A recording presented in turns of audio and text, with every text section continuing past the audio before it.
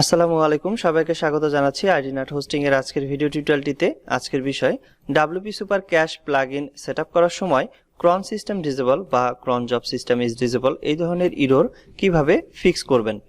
তো এই ধরনের এরর সাধারণত ক্রন জবস ডিসেবল বা ডিলিট হয়ে গেলে আপনার সি প্যানেল থেকে, তাহলে আপনি এই ধরনের এরর দেখতে পারেন, অথবা কয়েকটি ক্যাশ প্লাগইন যদি আপনি একসাথে ব্যবহার বা অ্যাক্টিভ করেন সেক্ষেত্রেও এই ধরনের এরর ফেস করতে হতে পারে।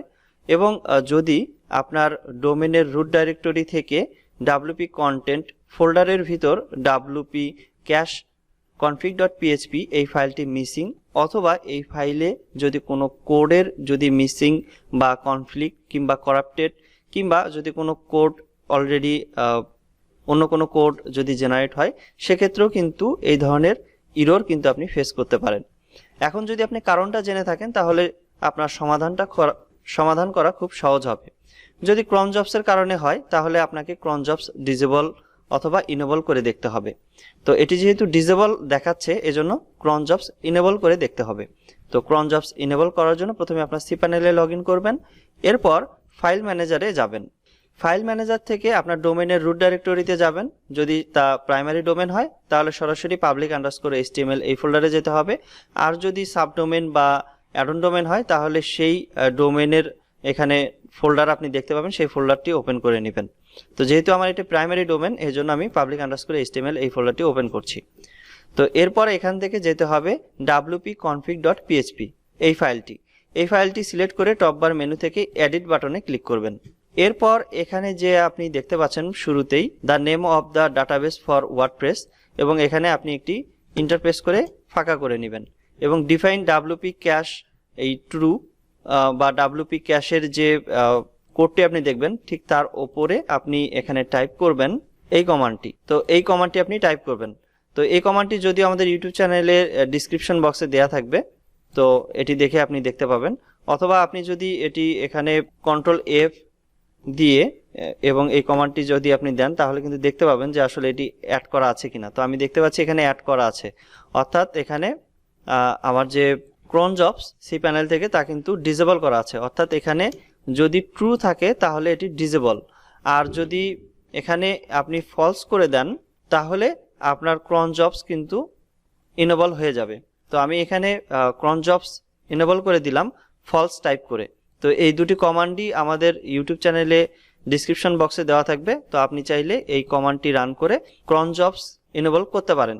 তো এখন যদি আমি আমার WP সুপার ক্যাশ প্লাগইনস বা ওয়ার্ডপ্রেসের ট্যাবে আসি এবং এখানে যদি আমি পেজটি রিলোড দেই, তাহলে কিন্তু আমি দেখতে পাচ্ছি যে সমস্যাটি সমাধান হয়ে গেছে।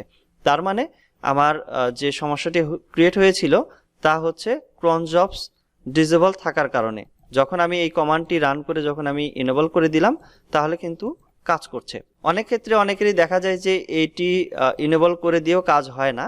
তখন আপনার চেক করতে হবে যে আসলে আপনার সি প্যানেলে ক্রন জবস আদৌ অন করা আছে কিনা। তো এটি চেক করার জন্য আপনার সি প্যানেলে সার্চ অপশনে ক্রন জবস লিখে সার্চ করবেন, অথবা সরাসরি অ্যাডভান্স সেকশন থেকে ক্রন জবস এই আইকনে ক্লিক করবেন। এরপর আপনি স্ক্রল করে এখানে এসে দেখবেন যে আপনার ওই ডোমেনে কোনো ক্রন জবস এখানে অ্যাড করা আছে কিনা। তো অনেক ক্ষেত্রে হয় কি যে আপনার যেহেতু প্রাইমারি ডোমেন হিসেবে আপনার যদি ডোমেনটি থাকে তাহলে এখানে public_html এই ফোল্ডারটি কিন্তু দেওয়া থাকবে। তো অনেকেই দেখে যে আমার যেহেতু ওই প্রাইমারি ডোমেন এখানে নেই, তার মানে হয়তোবা মিসিং আছে। তো সেক্ষেত্রে আমরা অনেকেই এখানে অ্যাড করে দিই, তাহলে কিন্তু অ্যাড করে দিলে কাজ হবে না। তো যদি এখানে অ্যাড থাকে তাহলে অ্যাড করে দিয়ে কোনো কাজ হবে না, তখন আপনাকে অন্য কোনো উপায় খুঁজে বের করতে হবে। তো এখানে কিন্তু আপনি কমান্ড দেখেও কিছুটা ধারণা পেতে পারেন, অথবা আপনি যদি লিনাক্স কমান্ড সম্পর্কে আপনার ভালো ধারণা থাকে তাহলে আপনি এইভাবে ক্রন জবস সেট আপ করতে পারেন। তো এখানে আপনি পুরো কমান্ডটি এখানে কপি করে নেবেন এবং ক্রন জবস অ্যাড করার জন্য কমন সেটিংস এই ডাউন অ্যারো বাটনে ক্লিক করে এখানে পার আওয়ার অথবা পার ডে দিবেন। তো সাধারণত শেয়ার হোস্টিংয়ে পার ডে অথবা পার আওয়ার এটি সেট করতে হয়। তো আমি এখানে পার ডে সিলেক্ট করে দিলাম। এরপর কমান্ড ফিল্ডটি আছে, এখানে আমি যা কপি করেছিলাম এখান থেকে তা পেস্ট করে দিচ্ছি। এরপর আপনার cd/home/ আপনার সি প্যানেলের ইউজার নেম, এরপর স্ল্যাশ এখানে আপনার যে ডোমেন নামটি আছে সেই ডোমেন নামটি দিবেন। যদি প্রাইমারি ডোমেন হিসেবে থাকে তাহলে public_html এটি টাইপ করবেন, অথবা আপনার যে ডোমেন নামটি আছে তা দিয়ে এখানে একটি সেমিকোলন থাকবে এরপর বাকি কমান্ডগুলো এইভাবে রেখে দিয়ে অ্যাড নিউ ক্রন জবস বাটনে ক্লিক করবেন। একটি সাকসেসফুল মেসেজের মাধ্যমে দেখতে পাবেন এবং আপনার ক্রন জবসটি এখানে অ্যাড হয়ে যাবে। তো এছাড়াও আপনি যদি গুগলে সার্চ করেন অন্য কোনো কমান্ড পেলে এবং সেই কমান্ড যদি কাজ করে সেই কমান্ড দিয়েও আপনি দেখতে পারেন। তো যেহেতু এটি অ্যাড করাই আছে তো আপনি এখানে চাইলে এখান থেকে ডিলিট করে দিতে পারেন যদি এটি অ্যাড করা থাকে বা ডাবল যদি কোনো ক্রন জবস যদি অ্যাড করা থাকে। এখন যদি আপনার ওয়ার্ডপ্রেস সাইটে যদি কয়েকটি ক্যাশ প্লাগইন যদি অ্যাক্টিভ থাকে সেক্ষেত্রে এই ধরনের এরর আপনি দেখতে পারেন।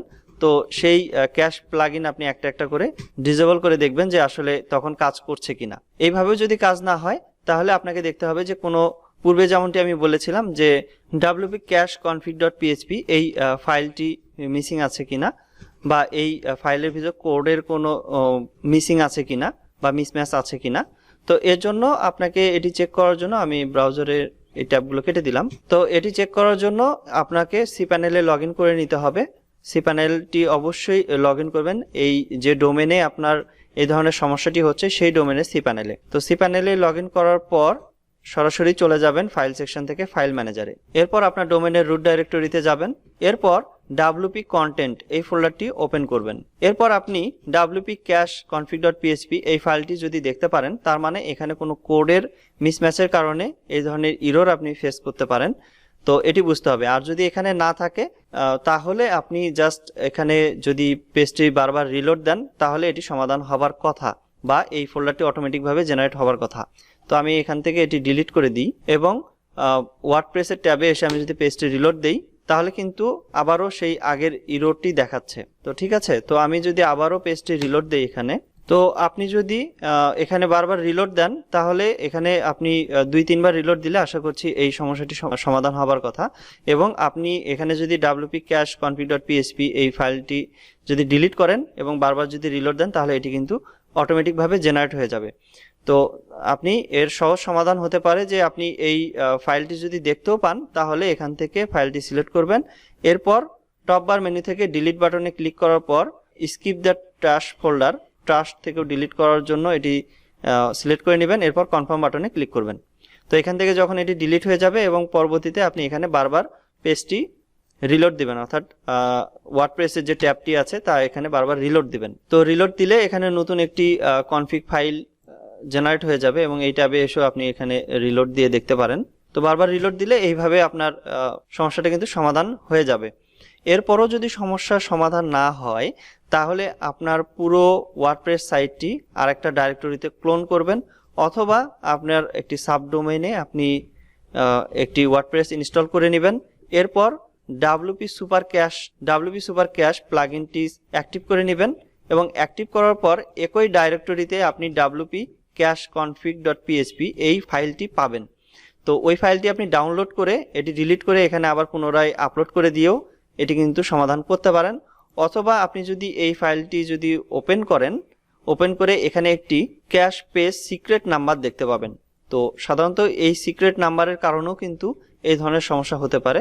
তো আপনার অন্য ওয়ার্ডপ্রেস সাইটের যদি এই ক্যাশ পেজ সিক্রেট নাম্বারটিও আপনি এখানে এডিট করে যদি আপনি এটি রিপ্লেস করে দেন তাও কিন্তু অনেক ক্ষেত্রে সমাধান হয়ে যাবার কথা।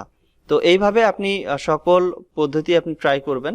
তবে কোনো কিছু ডিলিট করার পূর্বে তা অবশ্যই আগে ব্যাকআপ করে নেবেন, কারণ অবশ্যই সেখানে সেই ফাইলে অনেক কোড থাকতে পারে যেটা আপনার ওয়েবসাইটের প্রয়োজনীয় বা এসেনশিয়াল।